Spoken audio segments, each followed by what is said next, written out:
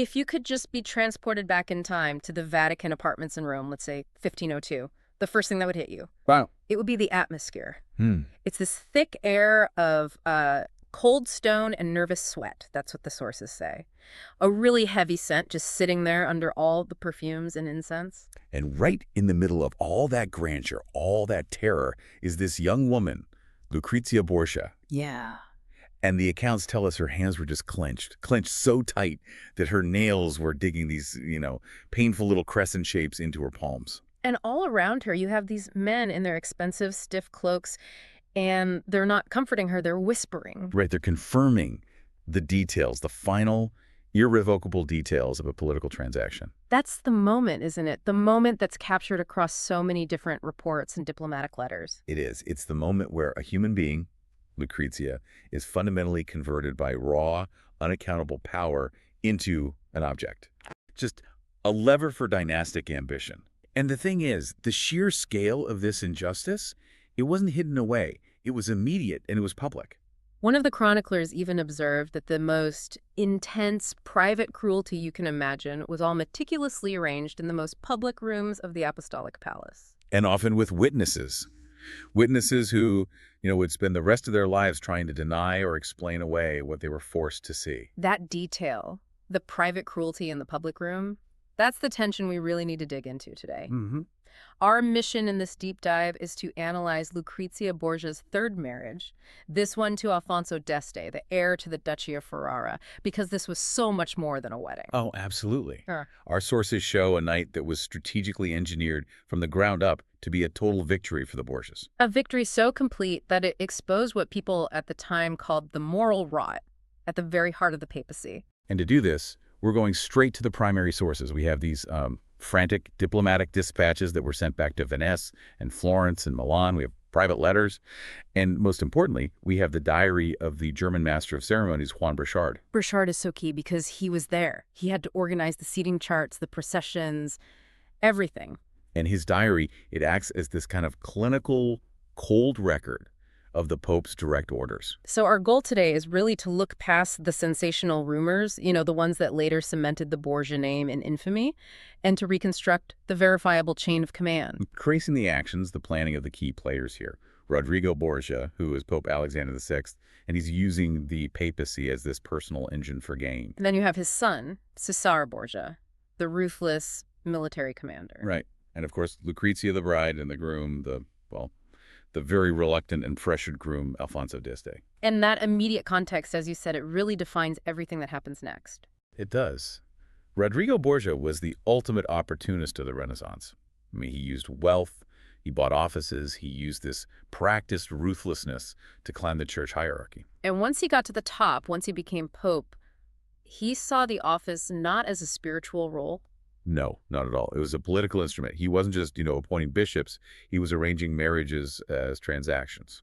These deals secured territory. They tied powerful families to his interests and gave this thin veneer of legitimacy to a family that was built entirely on political advantage. And Lucrezia, his daughter, she became the most powerful pawn in this whole political machine.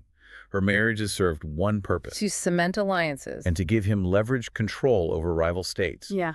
This wedding, the one we're talking about today, was really the absolute pinnacle of that strategy. Oh. It was the moment the Borgia family tried to lock down their ambitions in northern Italy for good. So let's look at that political landscape. To really get what's happening, you have to understand the Italian peninsula at the turn of the 16th century. It's vital because it was anything but unified.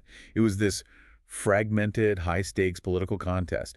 One source even calls it a ledger of vulnerable states. And you have these city-states like Ferrara, Mantua, Venice, Florence. Right, and each one is a sovereign power with its own interests, and they're all desperately trying to balance alliances, military promises, marriages. Just to protect their own border. Exactly, either from, France or Spain, or more immediately from being swallowed up by the Papal States under Borgia control. And Ferrara, which was run by the d'Este family, they were masters of this game, weren't they? They were, renowned for their culture, their military. They stayed independent through this brilliant mix of diplomacy and force and strategic marriages. So Alfonso, as the heir, he wasn't just a guy getting married. He was the future of their entire state. Absolutely. Which is why for the Borgias, Securing this match was the single most crucial move they could make at that moment. Because it would anchor their reach northward. It would give them a legitimate foothold in the rich territories of northern Italy. A place where popes had always, struggled to project real power. What makes this whole thing so revealing, though, is the absolute zero-sum nature of the choice facing the Dest family. Because refusal for Alfonso or his father Ercole, it wasn't just a polite, no thank you. It wouldn't just lead to a cooling of relations. No. The sources are clear. It risked immediate catastrophic war with the papal forces, specifically with Caesar Borgia's terrifyingly effective army. Refusal meant losing everything. So we're not talking about a marriage based on mutual benefit here. This is less statecraft and more like a hostile takeover. Precisely. This is the arithmetic of power at its rawest. Political survival was judged by the Dest family to be infinitely more pressing than any abstract idea of honor or, the personal feelings of the heir. So Alfonso's choices were never really his own. Never. They were governed by the imminent threat of his state being completely annihilated. Okay, so help me understand the mechanism of that threat. How did the Borgias apply enough pressure to force a powerful family like the D'Este to send their own heir to Rome? The pressure was immense, and it was applied very meticulously through layers of envoys and calculated military maneuvers. So they sent diplomats. They did. But these envoys carried what the sources call threats and incentives in equal measure. It's a classic carrot-and-stick approach, but the stick was visibly huge and very, very sharp. And the sources point to this critical change, right? That the Borgia household had essentially privatized papal authority. Yes, that's the key. They were using the moral, the temporal, the military power of the papacy, an institution meant to govern the whole church, for purely personal, dynastic, and expansionist goals. Which means refusing them isn't just insulting a powerful man. It's defining the church itself. Which makes refusal just profoundly dangerous, almost impossible. It does. And so Alfonso's journey to Rome, it wasn't the grand voluntary trip of a celebrated groom. It was the absolute crushing end of a diplomatic compression. Caesar and his father had spent months methodically squeezing the D'Este family's options. They used boundary disputes. They used sealed terms, vague threats of military intervention, until Alfonso literally had no safe choice but to go to Rome and seal the deal. And once he gets there, despite all the public fanfare, he's basically a prisoner, a hostage groom. That is the only accurate way to describe it. Publicly, he was treated with immense ceremony. Lavish lodgings, seated at the Pope's right hand, honored constantly. But underneath all that, underneath the mask of hospitality, the control was absolute. His movements were monitored, his retinue was severely limited, some of his most trusted knights were detained under flimsy excuses, and critically, all of his mail, in and out, was censored. Wow. So his father, Ercole, knew this when he sent him. He did. He reluctantly ordered him to go, judging that the immediate survival and advantage for Ferrara was more important than the honor and the autonomy of his own son. That's psychological pressure? To be treated like royalty, but to know you're completely trapped, it must have been unbearable. It's a classic application of soft power masking absolute coercion. And then you add to all the suffocating pressure the figure of Lucrezia herself. Right. She's only 21, but she's already carrying this lifetime of public baggage and scandal that her family created. Exactly. We have to challenge that later simplified caricature of her as this purely wicked, manipulative woman. She'd been married twice before this, which must have been a huge political hurdle for the D'Este family to get over. An enormous complication. Her first marriage, to Giovanni Sforza, was annulled by her father. The grounds were non-consummation, an annulment pushed through for pure political convenience, and it left Sforza furious and humiliated. And her second husband? Alfonso of Naples. He was killed shortly after their alliance became politically inconvenient for the Borgias, which led to massive open suspicion across Europe that her family was directly involved in his assassination. Wait, okay, if she's already tied to scandal in, well, sudden death, why would a sophisticated family like the D'Este agree to this at all? Why risk that kind of taint? Because the marriage wasn't about her reputation, it was about the Borgia army. The D'Este family needed the protection and the political stability that came with the papal alliance, and Lucrezia was the key to getting it. So her position was just inherently contradictory. Completely. She's carrying the weight of all this past scandal, this public appetite for gossip, yet her family is treating her like a pristine commodity that has to be traded up. So her survival really depended on absolute discretion and compliance. Exactly. Her reputation required constant, rigorous management. It was a performance of piety and nobility. And the documents show that even later in her life, when she had genuine agency in Ferrara, the memory of these early, deeply coercive experiences in Rome, they followed her. So this wedding was the culmination of all those pressures. It was. The profound irony is that the men who controlled her life needed her to appear both pure enough to land a high-value dynastic match, but also ruthless enough to be a true Borgia when it counted. She was forced to walk this impossible tightrope, knowing any misstep could be a disaster. So the political pressure works. Alfonso is in Rome, but now the environment has to be controlled to enforce what comes next. Mm-hmm. And that brings us to the setting. The Vatican apartments, where the wedding feast and everything else took place, they were themselves a massive psychological tool. They weren't just the Pope's home, they were a meticulously curated stage. A stage designed to display the immense, almost overwhelming wealth and power of the Borgias. Any visitor, especially a reluctant one like Alfonso, was meant to be just stunned into compliance. The ceilings, the tapestries, the gold. It was all meant to impress and overwhelm and to neutralize any thought of resistance. But these were also the specific rooms with all their concealed side doors and private passages where Rodrigo Borgia's private orders could be given and ruthlessly enforced, far from public view. And this is where Cesare Borgia's presence becomes truly sinister. He's the executor of this whole stage-managed event. Absolutely. Cesare was the physical embodiment of the threat.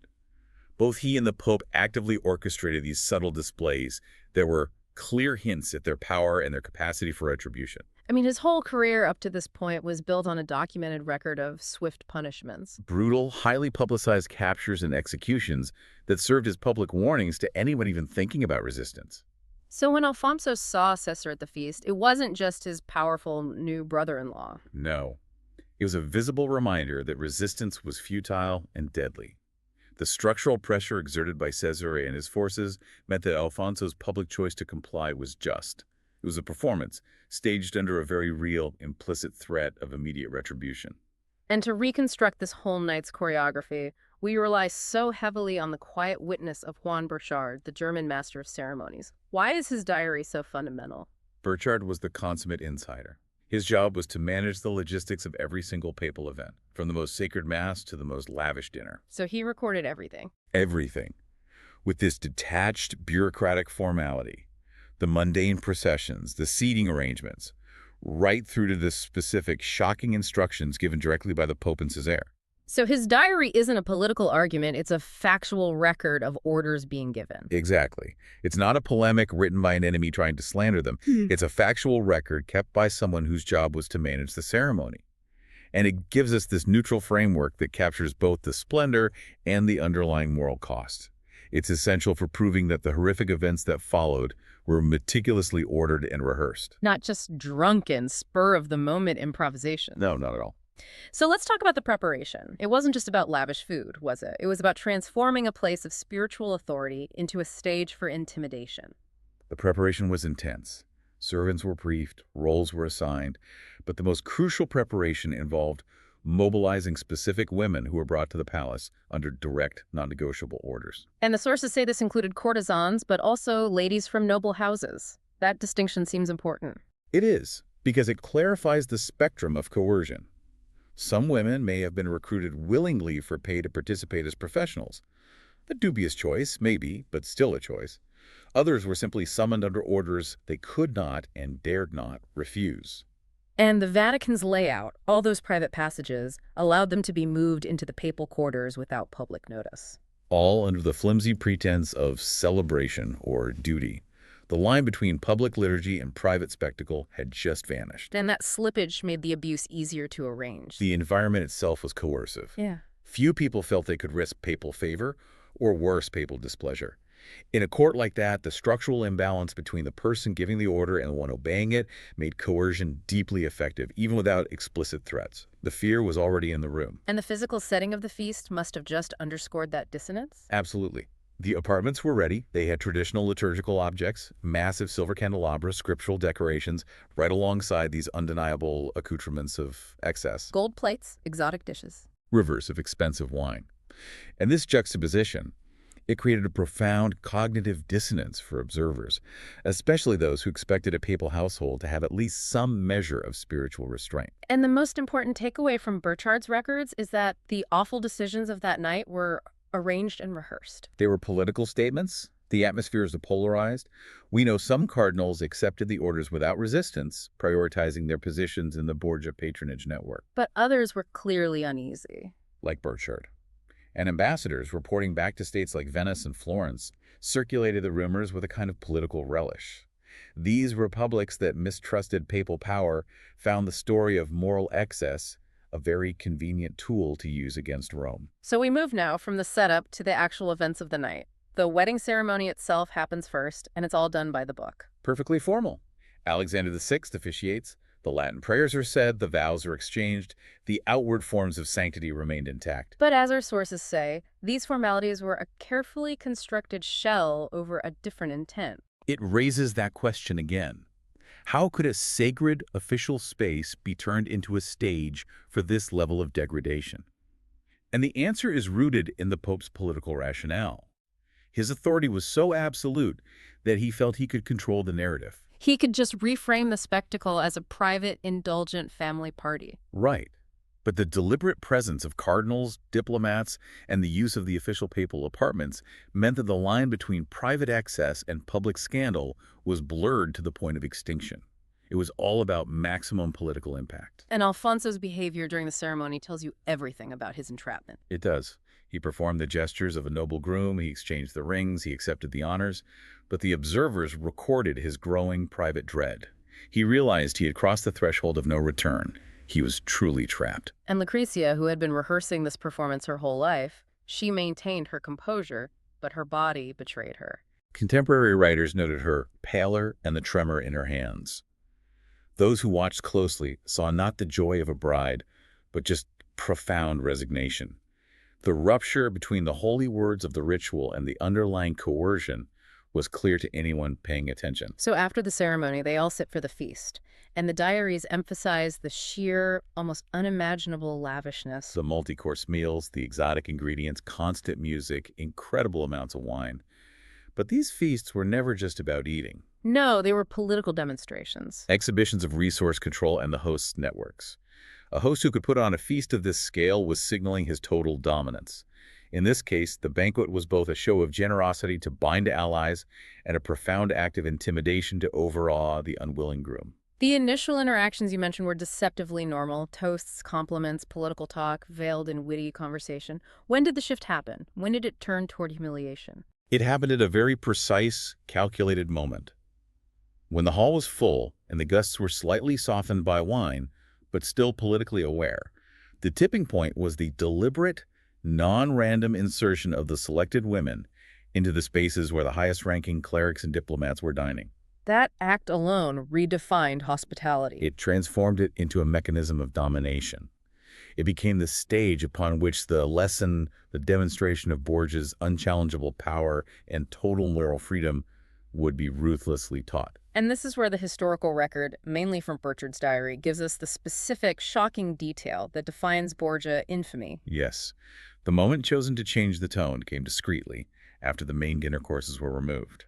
Doors opened and the group of selected women entered, ready to perform the role prescribed by Alexander VI and Caesar. And they were explicitly instructed to disrobe. Correct. But then came the truly dehumanizing detail.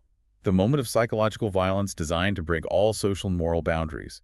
They were told to move within the hall on hands and knees. To retrieve chestnuts that were thrown across the floor. Thrown by the Pope's retainers. That is just sickening. The image of that happening in the Apostolic Palace in front of cardinals, it must have been overwhelming. It was intended to be. A sudden, complete silence fell across the hall, followed by these deep tremors of shock and reaction. Burchard's note is clinical, but the effect described by the diplomats is clear. They were witnessing a profound transgression of the entire social and spiritual order. How did the religious figures react? The cardinals, the bishops? It was a mixture of shame, panic, and sheer self-preservation. Cardinals, men who held immense spiritual authority, immediately lowered their eyes, trying to become invisible. But others? Others, less pious or maybe more willing to be complicit, forced these frozen, awkward smiles to signal their loyalty. But the Pope, Alexander VI, he remained seated, fully visible, entirely in control, watching the spectacle he had orchestrated. I read that men even placed bets on the women's performance, turning human degradation into a parlor game. It collapses all dignity. Accounts confirm that men began to place bets, sometimes large sums, on which women would perform better or faster. The moral cost was completely invisible to them, but to the victims, it was deliberate, calculated debasement. And this brings us to that crucial political dynamic. By making the body into a spectacle, the host, the Pope himself, made the entire audience into accomplices. That is the pivotal moment. No one present, especially the high-ranking cardinals and foreign diplomats, could claim neutrality or innocence after that. Whether by laughing or betting, or just by remaining silent, their silence was assent. And the long-term damage to the institution here is just immense. It cannot be overstated. The presence of all these clerical figures made the event a major, far-reaching scandal for the Church's reputation. It provided potent fuel for long-term arguments against papal corruption. As the spectacle ended and the hall emptied, Alfonso's position just went from bad to untenable. He was cornered. And what happened next was specifically designed to force him into acts that would seal the marriage's legitimacy against any future challenge. This is where they deploy the legalistic shield, right? Where procedure is weaponized. Yes. They argued that according to church law, a marriage must be consummated to be legally binding and avoid annulment. The exact tactic Alexander VI had used to dissolve Lucrezia's first marriage. Exactly. So by ensuring public, documented proof of consummation, they would make the new alliance with Ferrara legally and politically unassailable. So the law, which is meant to be a protective rule, was turned into an instrument of pure subjugation. Pure violence. Historians widely recognize how legal forms were deliberately used as instruments of control, masking the underlying reality of the situation. For Alfonso, compliance was presented as something compelled by law, custom, and threat. He had a duty to perform. This must have just compounded his humiliation. He wasn't just being forced to sleep with his new wife. He was being forced to provide legal evidence that could be used against him if he ever tried to get out of it. It was total control. The records show this cold, sequential process. First, the public ritual. Second, the banquet-turned-spectacle. And third, the deliberate move to ensure consummation under witness. Tell us about the mechanics of this. How did they convert this intimate act into a public obligation? Through control of the environment and assigned witnesses. A bedchamber was prepared, but crucially, the doors were strategically left open.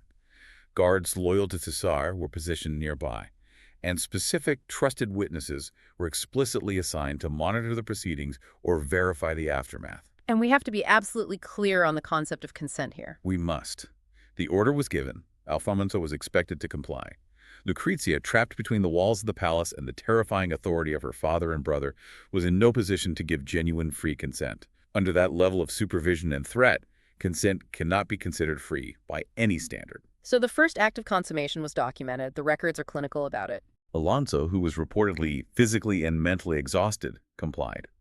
Lucrezia was present and did not resist with physical force. But the sources stress she showed no willing affirmation. She was passive, resigned. And that difference is profoundly important. And then Cesare Borgia, the master strategist, he had to personally verify the evidence. The coldness of that is staggering. It is the ultimate display of detachment. After the first act, Caesar himself entered the chamber. He inspected the bed to ensure there was visible proof, the physical evidence necessary for the legal standing of the marriage, and then publicly announced that the duty had been performed. And their welfare was not a concern. Not at all. The sole concern was the legal standing of the Borgia claim. But they didn't stop there. They felt the need for repetition. The Borgias were thorough. They feared their enemies would contest the alliance. So hours later, the second and third consummations were arranged as mechanical confirmations proof by repetition designed to eliminate any possible doubt. This repetition was designed to accumulate both physical and psychological trauma. The intention was to make Lucrezia's body the permanent, undeniable measure of Borgia authority. Her body was the evidence. Her forced endurance was required to ensure the alliance was permanent. A triumphant announcement followed each verification. They successfully used ceremony, legalism, and force to convert this private violence into a public record that secured their dynastic goal. For Alfonso, that violence just broke something. His dignity, his honor. For Lucrezia, it imported this long, dark shadow that would shape the rest of her life. In the immediate aftermath, the Borgia household acted as if this was all perfectly routine. Paperwork was filed, letters were circulated, more banquets were held. Publicly, the wedding was a massive success. But privately, across the courts of Italy, gossip and political anger and moral outrage were spreading like wildfire. The Borgia machine went into immediate PR mode.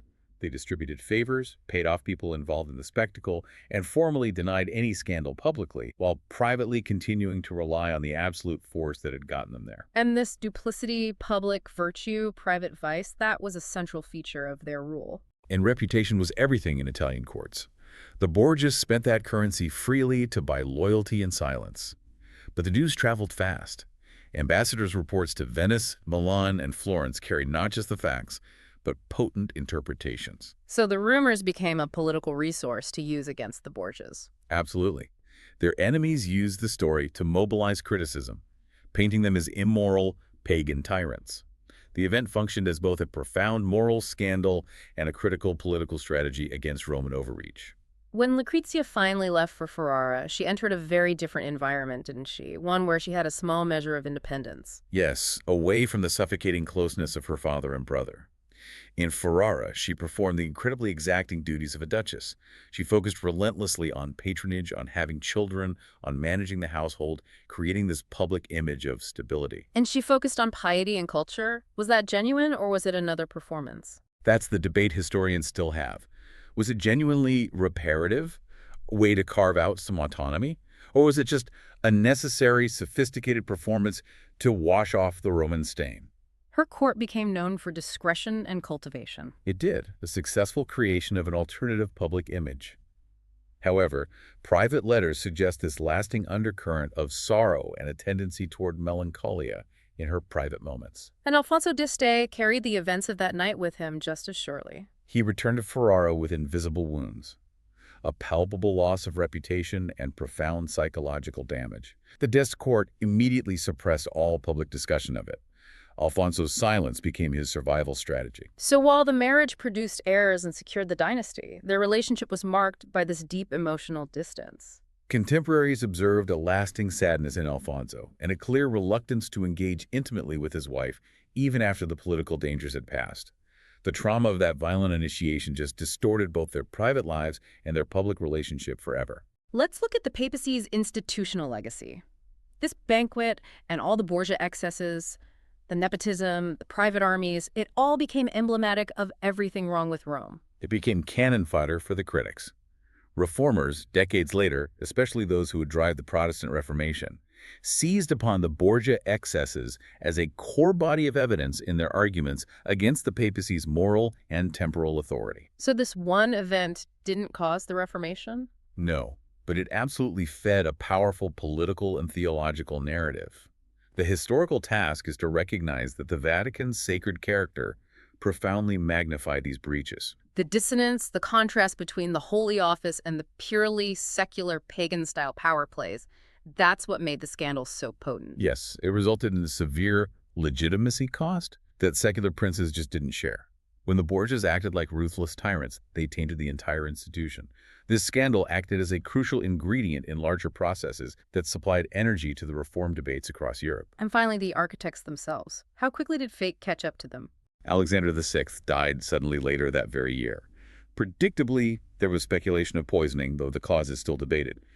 His death, regardless of how it happened, instantly removed the central architect of the Borgia regime. And Cesare, without his father's protection, began his swift and inevitable fall. He lost his military command, his political leverage. He died in battle years later, a typical trajectory for those who build their fortunes on personal authority and fear, rather than on durable institutions. Their deaths brought political closure, but they didn't redeem the wounds inflicted on Lucrezia and Alfonso. No, their lives remained irrevocably shaped by that calculated night of humiliation.